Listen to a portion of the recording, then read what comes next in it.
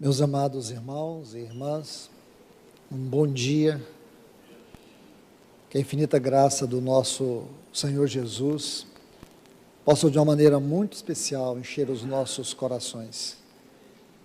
Nós somos agradecidos ao Senhor por nos permitir mais uma manhã, onde nós podemos desfrutar da comunhão uns com os outros, e participar deste momento tão sagrado para nós, onde nós podemos tocar a realidade daquilo que é para nós a morte do Senhor, aquilo que ultrapassa o conceito de um símbolo e nos leva a uma realidade espiritual.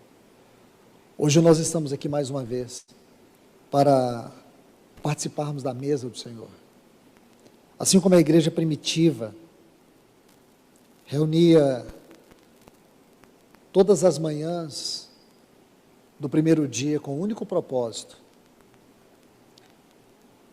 partir o pão, comer e beber do Senhor. Para nós não há outro sentido, apenas a reunião pela reunião, a reunião pela igreja, a reunião por causa do programa. A reunião, ela não tem que se tornar o centro. O Senhor é o centro da reunião. É por causa dele que nós estamos aqui. E nada poderá ser feito sem esta consciência. É isso que buscamos a cada manhã. E, meus amados, por esses dias o Senhor tem derramado ao meu coração esse encargo de compartilhar sobre esses últimos 6 meses da vida do nosso Senhor, em especial agora, esse tempo da cruz, os acontecimentos da cruz. Na semana passada nós estivemos estudando sobre o ladrão da cruz, Cristo e o ladrão da cruz, onde nós fomos tomados pelo senso de temor, como também de gratidão. Quantas lições nós podemos ouvir e aprender sobre a grandeza daquele acontecimento.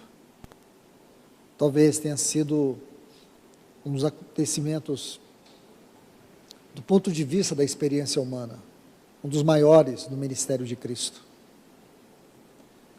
E, em tão poucas palavras, nós podemos ver um oceano de lições, de profundidades espirituais.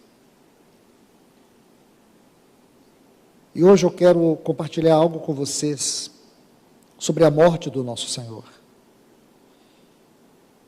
Portanto, eu convido a todos que abram suas Bíblias em Lucas capítulo 23.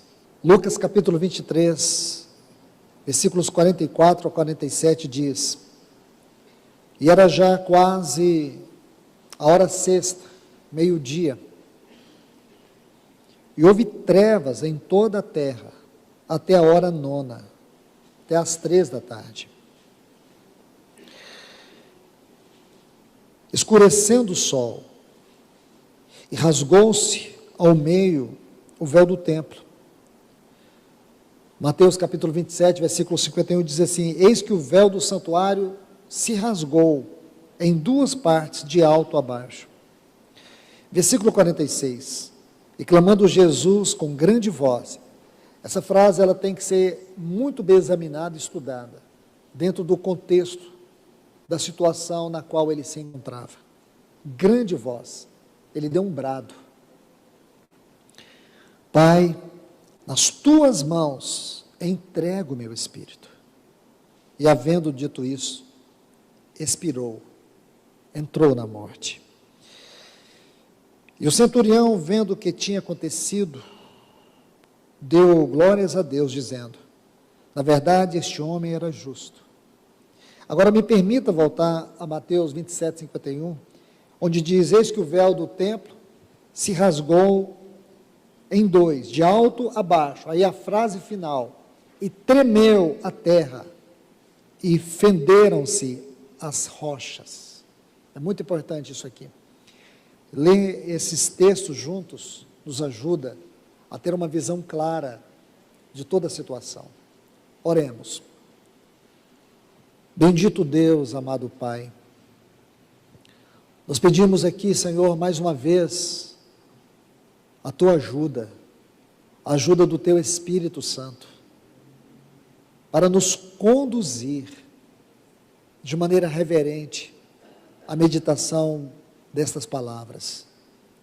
Faz-nos ver, Senhor, faz-nos ver em nosso espírito, pelo poder da Tua palavra que lemos, aquele quadro, no qual o nosso Senhor Jesus estava ali por nós, padecendo, sofrendo, e o que significou Ele entrar na morte, o que significou Ele morrer naquela cruz, para que isso se torne, ó Deus, um poder que cura, que liberta, que transforma, um colírio para ungir os nossos olhos, uma luz para o nosso caminhar, para que nós possamos viver à altura desta obra, como os resgatados, os redimidos, um povo que o Senhor comprou com a vida do Teu Filho.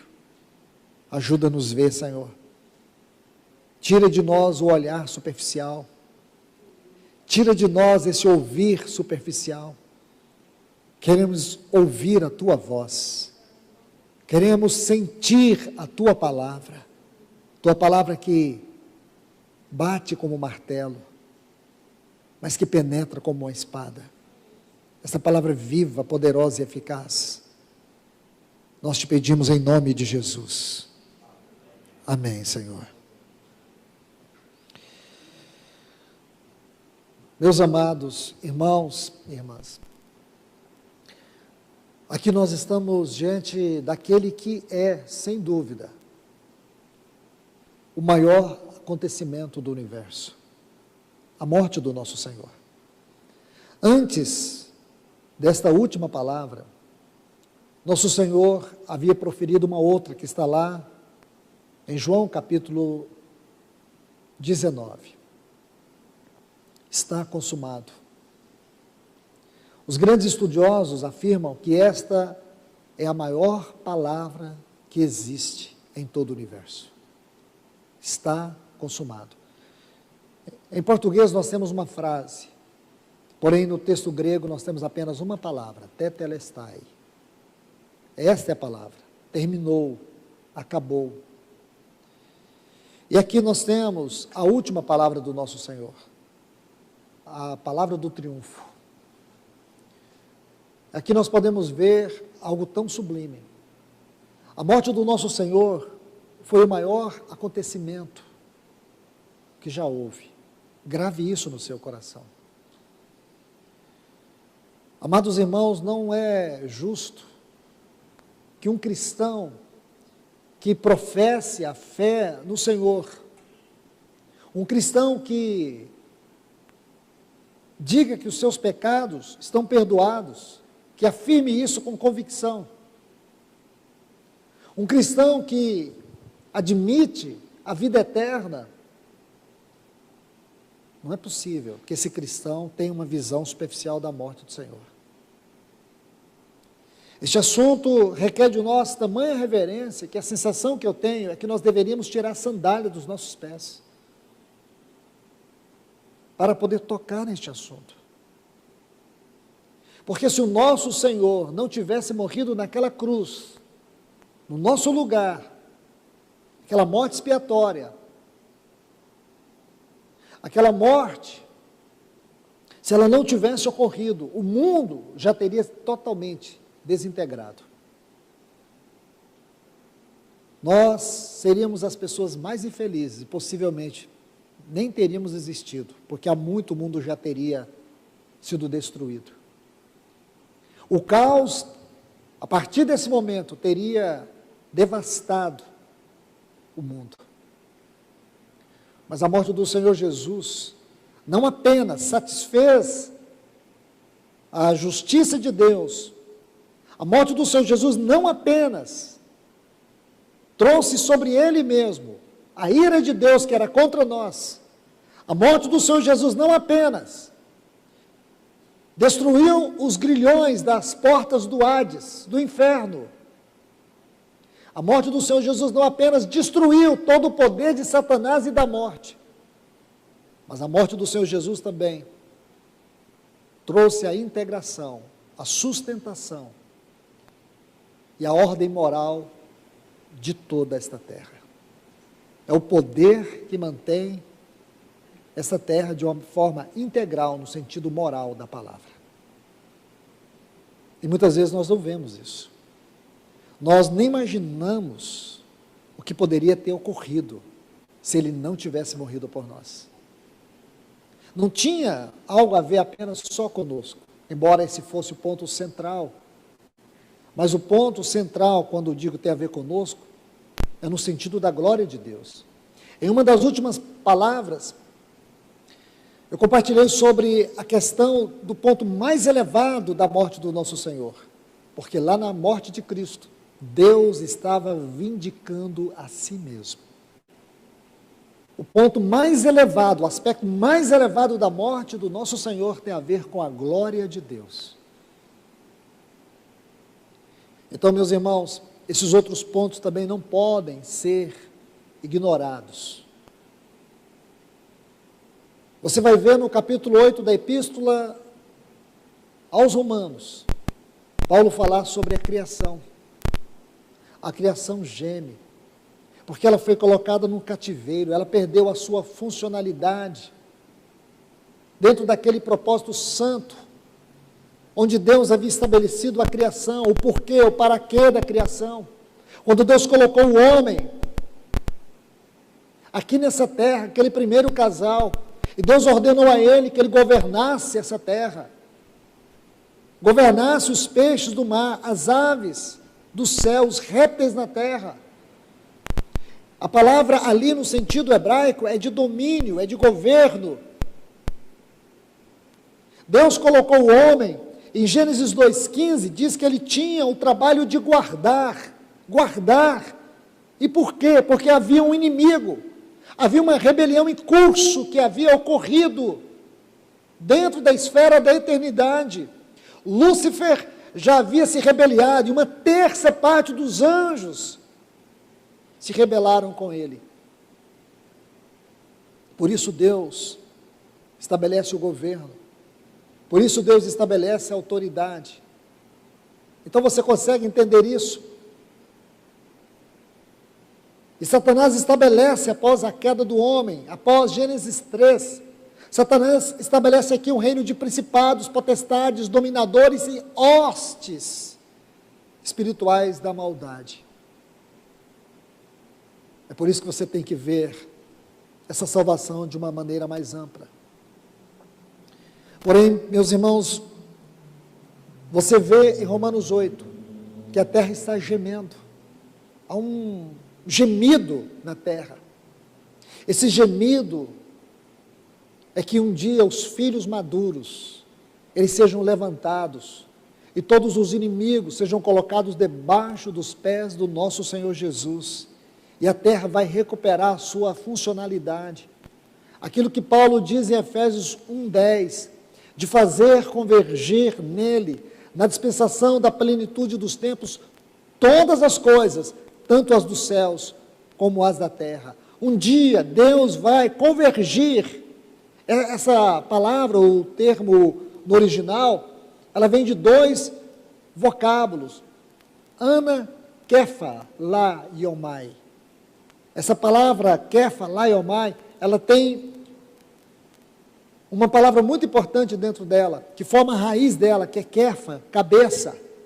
A tradução mais correta desse texto é que um dia Deus vai colocar todas as coisas debaixo dos pés do cabeça exaltado. Então, meus irmãos, tudo isso tem a ver com a salvação. Tudo isso ainda tem a ver com a salvação. Há um processo de Deus em curso. E nesse processo, Deus alcançará de maneira plena a sua igreja. Há um processo ainda em curso, em que toda a criação será restaurada, ela será tirada deste cativeiro de corrupção. Há um processo em curso, que todos os inimigos de Deus, eles serão colocados debaixo dos pés do nosso Senhor Jesus. E aquilo que Paulo diz em Romanos 16, 20, aí sim, o Deus de paz esmagará Satanás debaixo dos nossos pés. Então, entenda isso, isso é a nossa salvação, essa é a grande obra. Agora vamos olhar aquela morte, dentro daquele contexto, o que realmente aconteceu ali. Então, algumas coisas aconteceram, e essas coisas, elas ilustram para nós o grande poder, o grande impacto da morte de Cristo. E nós temos que sair da esfera do natural e permitir que entremos na esfera do espiritual, porque este é o lado mais profundo da morte do nosso Senhor. Veja, aqui no versículo 44 de Lucas, capítulo 23, diz assim que houve trevas em toda a terra, até a hora nona. Ao que tudo indica, quando foi meio-dia, houve trevas. Houve trevas. As trevas do Calvário sufocaram o sol do meio-dia. Você pode entender isso? As trevas do Calvário. Esse foi um fenômeno único. Não era um eclipse qualquer. Ao meio-dia, durou 3 horas. De meio-dia até as 3, o mundo, escute, o mundo estava em trevas. O mundo estava em trevas. Volte comigo aqui, em Mateus capítulo 27, só para que você possa acompanhar. Versículo 45 diz, desde a hora sexta até a hora nona, houve trevas sobre toda a terra. Já tinha visto isso, irmãos? Com certeza, você já tinha visto. Houve trevas sobre toda a terra. O que significa isso? As trevas do Calvário. O juízo e as trevas. É justamente isso. A escuridão não foi causada pela ausência do sol no período da noite. Era meio-dia. E aí o que ocorreu? Essa grande escuridão na presença do sol. É como se o sol perdesse o seu brilho. Este foi um grande milagre, um milagre único, e tinha o único propósito. Ele estava ligado ao Calvário. Alguns podem sensacionalizar, mas vamos olhar isso de uma maneira mais honesta. Há pouco nosso Senhor havia dito 2 frases. A antepenúltima, Deus meu, por que me desamparastes? Depois, ele diz, hoje estarás comigo no paraíso. E agora as últimas 2, está consumado. Pai, em tuas mãos entrego o meu espírito. Se você juntar de todas as 7 palavras, pega essas 4, você vai ter um lindo quadro para entender todo o contexto daquela situação, daquela hora tão negra, tão escura, de trevas densas. Mas não só isso, irmãos. Aí acontecem mais outras 2 coisas. Veja, diz que o véu do templo, o véu do santuário, aquele véu que media 18 metros de comprimento, 9 de largura, ele era sustentado por 4 colunas, banhadas de ouro. Observe isso. Segundo alguns estudiosos, ele estava texturado por 72 quadros. Todos esses números são significativos. São números múltiplos de 3 e de 6. Você vai ver aqui nessas medidas, nessas particularidades, o número 3 e o número 6. Isso é sugestivo, irmãos, porque o número 3 é o número da Trindade, e o número 6 é o número da humanidade, é o número do homem. Porque tudo que vai acontecer aqui tem a ver com a Trindade e conosco. Tudo que vai acontecer nessas horas tem a ver conosco, irmãos. Isso é muito impressionante, porque este véu, segundo os estudiosos, para poder desmontá-lo, para poder manuseá-lo, era necessário aproximadamente 300 pessoas, porque exigia muito trabalho, muito cuidado e grande temor. Era o véu que separava o lugar santo do lugar santíssimo. Naquela hora estava sendo celebrada em Jerusalém a Páscoa. O sumo sacerdote estava fazendo todo o ritual da Páscoa. Só que a verdadeira Páscoa estava no Gólgota, muito longe da vista deles, no sentido da realidade espiritual. Agora imagine o susto, o espanto daquele sumo sacerdote, porque ele tinha que cumprir, a priori, um grande ritual sobre si mesmo, para poder ministrar a Deus pelo povo. Agora você pode imaginar o susto do sumo sacerdote, quando de repente ele está no lugar santo e ele vê aquele véu rasgando de alto a baixo. E você vai perceber na leitura que logo a seguir ocorre o quê? Ocorre um terremoto. Então Deus faz tudo isso pelas suas próprias mãos. E há muito que nós temos que aprender aqui. Há muito. Eu creio que pelo menos 4 lições nós temos que tirar. A primeira lição, aqui termina todo o simbolismo. Tudo aquilo que era o simbolismo do Velho Testamento, do Antigo Pacto, chega ao seu final.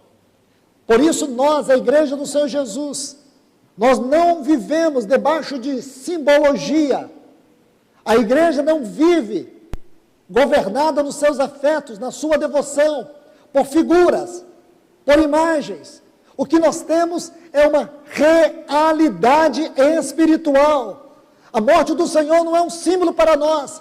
A morte do Senhor é uma realidade espiritual. Essa morte, ela tem que ter um profundo significado em nossa vida, em nossa experiência cristã. Porque ela é a base de tudo. Ela é a base de tudo. O segundo ponto que eu quero que você observe é que a velha economia cumpriu o seu propósito. A velha economia do Antigo Testamento, do Antigo Pacto, cumpriu o seu propósito. Agora é a nova economia. Por isso nosso Senhor Jesus fala de um novo pacto, uma nova aliança, porque essa velha aliança cumpriu. Enquanto o símbolo estava no templo em Jerusalém, a realidade estava no Calvário. Símbolo e realidade. Você consegue enxergar isso? Aqui agora inicia um novo pacto. E nós temos que abrir o capítulo 8 da Epístola aos Hebreus e entender tudo isso. Agora nós estamos debaixo de um novo pacto. E nesse novo pacto diz que os nossos pecados são perdoados para sempre.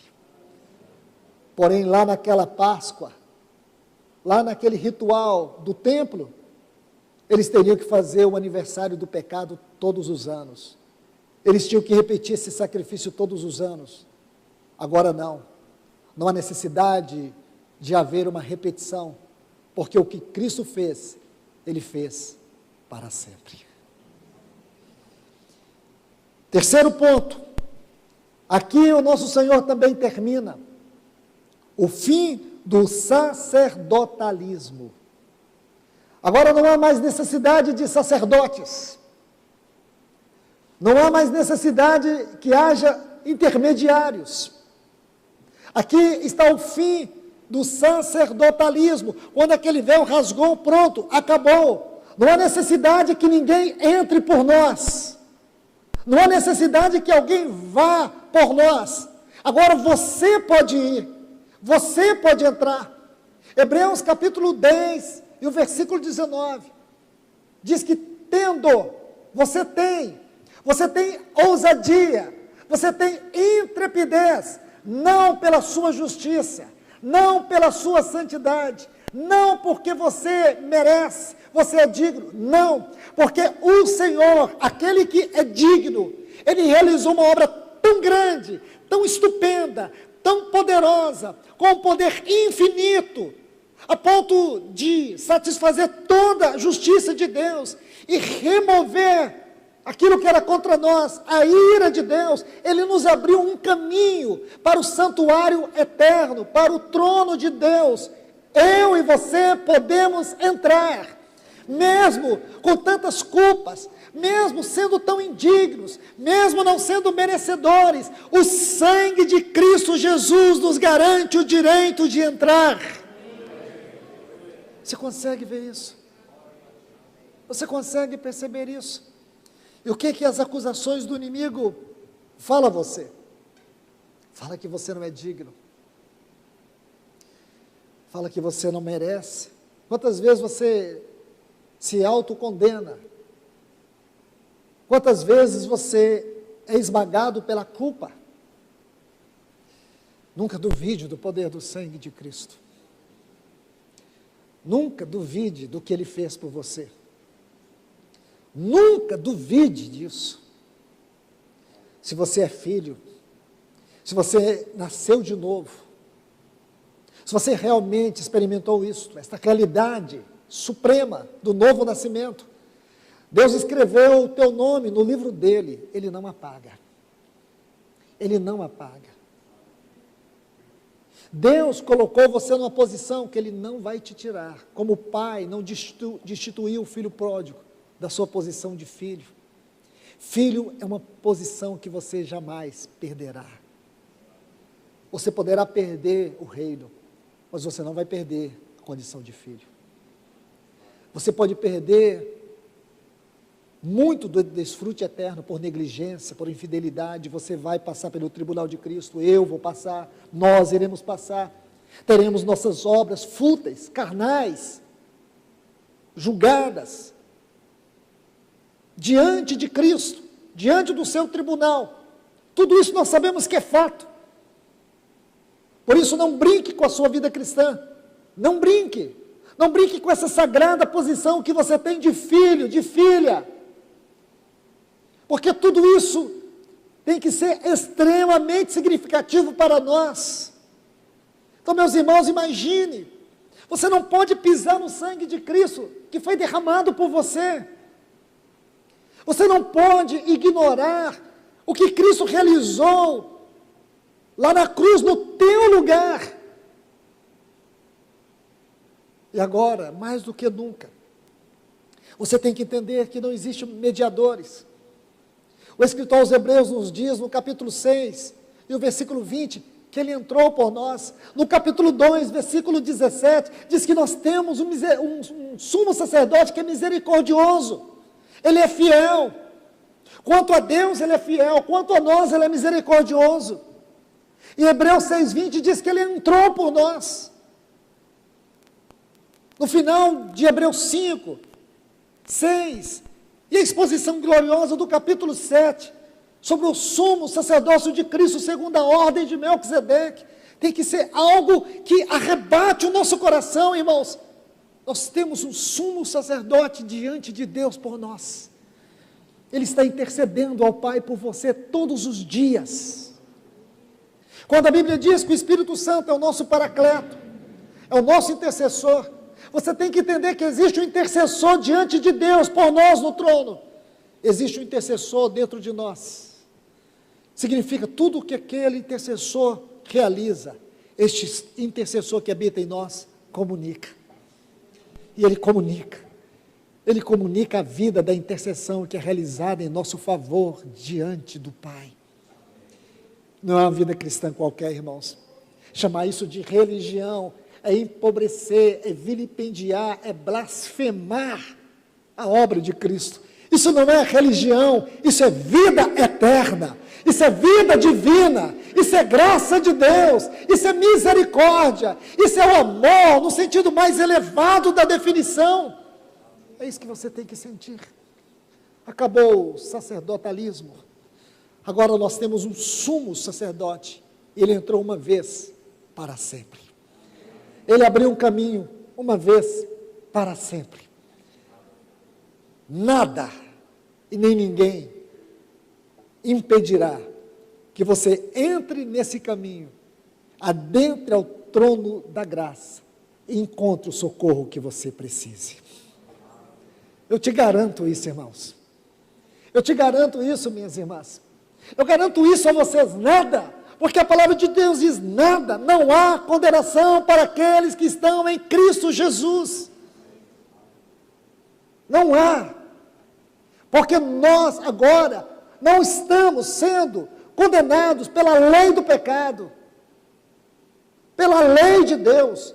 Nós estamos debaixo da lei do Espírito de vida em Cristo Jesus, que nos livrou da lei, do pecado e da morte. Você e eu não precisamos de sacerdotes, porque nós temos um sumo sacerdote, que entrou por nós, que está lá por nós, que intercede por nós, que conhece as nossas fraquezas, conhece todas elas, porque Ele foi tentado em todas elas, e não foi vencido por nenhuma. Se não é por esse sumo sacerdote, eu e você não tínhamos o direito de pegar aquele pão nem esse cálice, mas porque temos um tal indescritível sumo sacerdote, nós podemos comer, nós podemos beber, nós podemos alegrar, e podemos dizer para Satanás que ele nos perdeu para sempre. Um quarto ponto aqui, irmãos e irmãs, que significa esse véu partido de alto a baixo, é que acabou a separação. Se você estuda todo o Antigo Testamento, o que que você vê? Havia uma separação, uma grande separação. O povo ficava em volta do tabernáculo. O sumo sacerdote tinha que oferecer um sacrifício por si mesmo e pela sua casa. Depois ele pegava aquele cordeiro, ele sacrificava aquele cordeiro. Aí ele entrava com o sangue daquele cordeiro de 1 ano, sem mácula, sem defeito. E todo o povo ficava lá fora, esperando com muita apreensão que aquele sumo sacerdote pudesse chegar até o lugar santíssimo e aspergir aquele sangue. Então ele tinha todo o processo desse ritual. Isso era feito uma vez por ano, uma única vez se podia entrar naquele lugar santíssimo do tabernáculo. Ele entrava, depois ele saía, e ele transferia sobre um bode emissário, como se ele carregasse toda aquela culpa, e aquele bode era solto no deserto. Tudo figura. E era nisso que o povo estava segurado, ou assegurados. Eles viviam assegurados nisso, firmes nisso, presos a isso. Assim, Deus estava levando eles a olhar para a cruz. Agora Deus colocou a cruz diante deles e eles não foram capazes de ver. Eles imaginavam que seria isso a vida toda. Eles imaginavam que seria assim a religião judaica. Eles se valiam daquilo. O pensamento deles era esse. Imagine que no exato momento daquela Páscoa, Deus levanta a verdadeira Páscoa, o verdadeiro sacrifício, o verdadeiro cordeiro. Mas eles não quiseram. Há 3 anos e 6 meses atrás, João olhou para ele e disse diante de todos, de toda aquela multidão: eis o Cordeiro. Ele estava silenciando aquela voz que havia ecoado por tantos séculos. Quando Isaac perguntou para Abraão: pai, aqui está a lenha, aqui está o cutelo, aqui está o fogo, aonde está o cordeiro? Aí, depois de tantos séculos, João Batista diz: aqui o cordeiro, eis o cordeiro. Mas eles não viram. Eles não viram. Mas nós vemos, irmãos. Nós podemos olhar para isso e dizer a Deus: graças te damos por este cordeiro. Por isso que no livro de Apocalipse não há uma outra menção mais singular para Cristo do que o cordeiro. O cordeiro. Esse é o título mais elevado de Cristo. E o que mais se repete no livro de Apocalipse: cordeiro. Esse cordeiro. Lembra? Lá em Êxodo capítulo 12, o cordeiro tinha que ser separado antes. Ele era separado antes. Se separava o cordeiro antes. Ele tinha que ser escolhido antes, ele tinha que ser examinado antes. Só depois ele era apresentado. Ele deveria ser ou sacrificado. Então Cristo foi separado antes. Quando João disse: eis o cordeiro, ele passou 3 anos e 6 meses sendo examinado pelo Pai. E lá na transfiguração o Pai disse: este é meu filho. Este é meu filho. Não havia culpa nele. Não havia indignidade nele. Lá estava ele, o cordeiro aprovado. Durante 6 meses agora, ele vai da transfiguração para a crucificação. Ali está o cordeiro. Não há mais separação, irmãos. Agora nós não temos nenhuma separação. Você não tem nenhuma separação de Deus. Agora, quando este cordeiro foi sacrificado, e ele foi entronizado, o Espírito Santo foi derramado. O Espírito Santo é Deus dentro de nós. Eu vou repetir isso mais uma vez. O Espírito Santo é Deus dentro de nós. Agora, irmãos, cumpre aquilo que está lá em Eclesiastes, no capítulo 3, a eternidade foi colocada dentro de nós. Eu e você carregamos a eternidade dentro de nós. Eu tenho algo para dizer para você. Isso é boas novas. Meu irmão e minha irmã, a eternidade começou para você no dia que Cristo entrou para te salvar, no dia que o Espírito Santo habitou o teu coração. A eternidade já começou para mim e para você. A eternidade existe para nós em termos de uma realidade espiritual. Sabe por quê?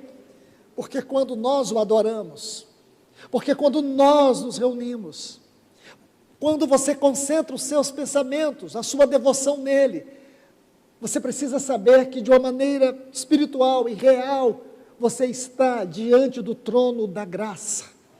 Irmão, irmã, abra os seus olhos. A vida cristã, ela é uma vida rica, não é uma vida superficial. Eu e você não dependemos de sensacionalismos, não dependemos de qualquer coisa exterior, para que nós possamos contatar o trono de Deus. O trono de Deus é uma propriedade que nós já temos em Cristo Jesus. O capítulo 4 da Epístola aos Hebreus vai nos dizer isso, que nós podemos nos achegar confiadamente ao trono da graça. Consegue entender isso, irmãos? Nós, muitas vezes por ignorância, nós somos ofuscados na nossa visão espiritual. Nós diminuímos as realidades espirituais, porque o que nós queremos é uma religião. Nós queremos uma coisa para tocar. Nós queremos viver a vida cristã num caminho inverso daquilo que é a palavra de Deus e daquilo que a palavra de Deus diz para nós. A vida cristã que Deus destinou para você em Cristo é uma vida extremamente elevada. É uma vida de uma realidade profunda. Sim, nesse corpo nós sofremos. Nesse corpo nós somos esmagados, sofremos decepções, frustrações, perdas, dores. E tudo isso faz parte. O irmão, esta semana, me enviou uma carta que foi encontrada depois da morte do irmão John Nelson Darby. E ele escreve uma carta. E é linda essa carta. Eu vou tentar sintetizar essa carta para você, onde ele diz que agora ele compreendia que tudo o que ele passou, que todas as lutas, que todas as perdas, que todas as vergonhas, que todos os sofrimentos, era a própria mão de Deus. Não foram circunstâncias, não foram acidentes, era o próprio Deus fazendo tudo aquilo, para que Cristo pudesse ser formado na vida dele. Entenda isso. Assim era a vida de Paulo, a vida de um homem que sofria. Olha o capítulo 11 de 2 Coríntios, ele vai narrar o quanto foi esmagado, o quanto ele sofreu, o quanto foi injustiçado, as suas prisões, os açoites, os falsos irmãos, as perseguições, como aquele homem de tamanha envergadura espiritual pode sofrer daquela maneira, apedrejado. Certa feita, ele foi apedrejado de tal forma que eles o deram como morto. Alguns estudiosos chegam a acreditar que ele realmente morreu. Naufrágios, açoites com varas. Mas quando ele entra no capítulo 12, ele diz: conheço um homem em Cristo. Aí ele vai falar da sua experiência, para que eu não me ensoberbecesse. Deus colocou em mim um espinho na carne. É claro, irmãos, não fica tentando achar o espinho na carne onde não tem, na vida de Paulo. O espinho na carne é o que ele está exatamente dizendo, que a hermenêutica nos ensina. Seus sofrimentos, esse paradoxo. Por um lado, tantos sofrimentos, porém, por outro lado, um céu aberto, um trono à disposição, um sumo sacerdote assentado, privilégio de poder entrar na presença de Deus. Assim é você e assim sou eu, somos todos nós. Aleluia, irmãos, que tudo isso nós temos por causa dessa morte. Deixa eu concluir, irmãos, já passei do horário, mas deixe-me concluir. Um terceiro aspecto ali da morte de Cristo, aqui em Mateus 27, 51, diz que tremeu a terra e fenderam as rochas. No momento que Cristo morreu, o poder da sua vida, escute o que eu vou te dizer, o poder da vida de Cristo entrando na morte, causou um grande terremoto. Imagine, no momento que Cristo entra na morte, no momento que a sua vida santa, imaculada, essa vida neste homem, este homem que era 100% Deus, 100% divino e 100% homem como nós, porém diferentemente de nós, ele era 100% Deus. Quando este homem, ele expirou, ele entra na morte. A minha imaginação, irmãos, é de que houve uma explosão tão grande na esfera espiritual, que os grilhões das portas do Hades se rompem. Um grande terremoto ocorreu e fendeu este espesso véu, a ponto das rochas, como diz aqui o texto, elas fenderam-se. Esse vitorioso brado do nosso Senhor causou um terremoto devastador. Aí, por último, os versículos 52 e 53 de Mateus 27, diz que abriram-se os sepulcros, e muitos corpos de santos que dormiam ressuscitaram, e saindo do sepulcro, depois da ressurreição do nosso Senhor, isso aqui é um ponto que tem que ser colocado, porque esse acontecimento não foi imediato, esse acontecimento diz, depois da ressurreição do Senhor, eles entraram na cidade santa. Meus irmãos e irmãs, eu sou honesto em dizer para vocês, eu nunca encontrei uma explicação plausível sobre esse texto. A única coisa que eu consigo é enxergar o que eu leio. A única coisa que eu consigo é enxergar o que eu leio aqui. Que aconteceu esse milagre. Ele foi distinto, específico, alguns, não foram todos. Alguns. Possivelmente alguns daquele contexto histórico. Alguns daquela realidade histórica. Alguns. Está vendo aqui? Saindo dos sepulcros, depois da ressurreição do nosso Senhor. E entraram na cidade santa. Aí, muitos estudiosos dizem que essa cidade santa pode ser numa esfera espiritual e não a cidade de Jerusalém, porque não havia essa referência a ela. Naquele contexto não havia. Porém, irmãos, aqui eu não vou entrar onde eu não consigo enxergar além. E não vou ficar especulando, porque isso não faz parte da minha vida. Mas apenas diz que isso aconteceu. Então, se disse, está aqui, aconteceu sim, irmãos. E nós temos que louvar o Senhor por isso. Eu quero encerrar essa exposição para que nós possamos participar da mesa do Senhor lendo 4 textos.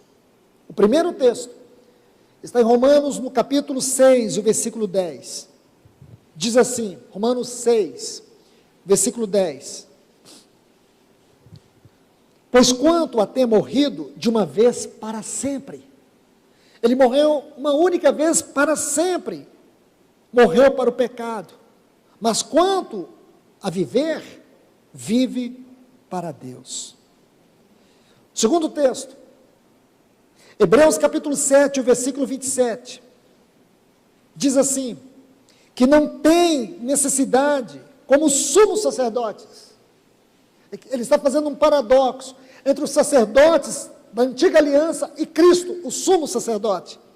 Como os sumos sacerdotes, de oferecer todos os dias sacrifícios, primeiro por seus próprios pecados, depois pelos do povo, porque fez isto uma vez por todas, quando a si mesmo se ofereceu. Fez isto uma vez por todas. Ah, irmãos, que alegria isso. Deixe-me completar com mais outros 2 textos. Hebreus 9:12.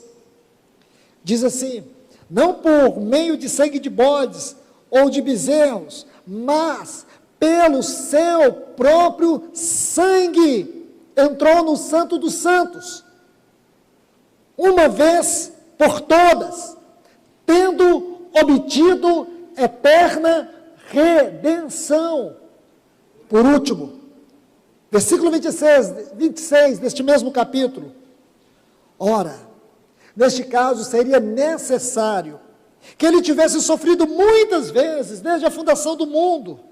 Agora, porém, ao se cumprirem os tempos, se manifestou uma vez por todas, para aniquilar, pelo sacrifício de si mesmo, o pecado. Então, meus irmãos e irmãs, há uma declaração diante de Deus, que nós fomos perdoados para sempre. Há uma declaração diante de Deus, aquilo que diz Paulo aos Colossenses, no capítulo 2, versículo 14, ele pegou o escrito de dívida que era contra nós e cravou na cruz do Calvário. O que significa? Estamos perdoados eternamente. O sangue dele tem poder suficiente para limpar os nossos pecados. Há recurso suficiente nesse sangue. Então nós temos que adorar. Nós temos que exaltá-lo. Esta é uma manhã que o Senhor nos convida para isso. Essa é uma manhã que eu e você temos a oportunidade, a alegria de comer dele, de beber dele, de saber que nós não estamos comendo o símbolo, nós não estamos comendo ritual, nós estamos tocando numa realidade espiritual. O que nós estamos fazendo é algo sobre vida, vida eterna, uma garantia eterna, uma confiança plena de que aquela obra realizada na cruz do Calvário satisfez a justiça de Deus sobre a minha vida. E assim Deus removeu para sempre a sua ira que era contra mim. Então hoje nós podemos adorar. Que privilégio é para mim, para você, estar aqui nesta manhã. Que privilégio é para nós adorá-lo nesta manhã. Oh, que o Espírito Santo possa tomar os nossos lábios, a nossa mente, e nos elevar diante dele, daquele que está sentado no trono, para que nós possamos oferecer o louvor que é digno ao seu grande nome, à sua grande obra. Que Deus nos abençoe. Senhor, nós te adoramos, nós te bendizemos. Senhor, nós somos tão gratos a Ti nesta hora. Obrigado, Senhor. Obrigado porque o pecado foi vencido. Satanás foi vencido. A morte foi vencida. Nós não precisamos de símbolos, não precisamos de sacrifícios, não precisamos de sacerdotes, porque o Senhor destruiu toda a separação, tirou todas as barreiras e abriu um vivo e novo caminho. Oh Senhor, que alegria nós temos por esta salvação, que alegria nós temos por esta obra, que alegria nós temos por este Salvador, que Tu possas receber toda a honra, toda a glória e todo o louvor da Tua igreja nesta manhã. Nós estamos aqui como esses redimidos, como estes resgatados, como estes que foram comprados. Nós estamos aqui, Senhor, não como aqueles que estavam no dia da expiação de fora, não, nós estamos dentro, nós podemos entrar na Tua presença, nós podemos ter a Tua presença, e o Senhor prometeu, onde estivesse 2 ou 3, o Senhor estaria presente, e nós confiamos na Tua palavra, na palavra que diz que o Senhor entrou por nós uma vez para sempre, que o Senhor perdoou os nossos pecados uma vez para sempre, que o Senhor destruiu todos os grilhões do pecado e da morte para sempre. Esta mesma palavra nós cremos que o Senhor está aqui entre nós. Por isso nós te louvamos em espírito e em verdade, Senhor. Te adoramos, Jesus. Te adoramos, querido Pai.